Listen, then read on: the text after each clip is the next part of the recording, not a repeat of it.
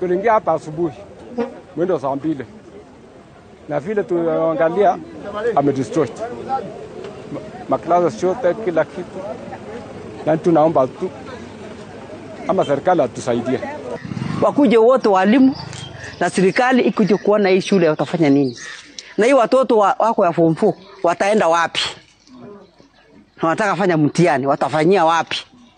Serikali ikuje ione bila watafanya hii shule, halafu tuendelee na masomo ya watoto.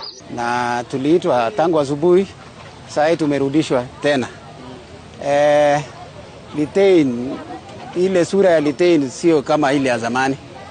And kwa maoni yangu, principal has to do something. Lazima afanye kitu.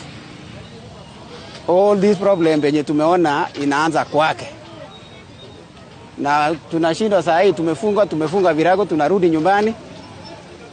Hatujui masomo itarudi lini tena kwa Litein High School.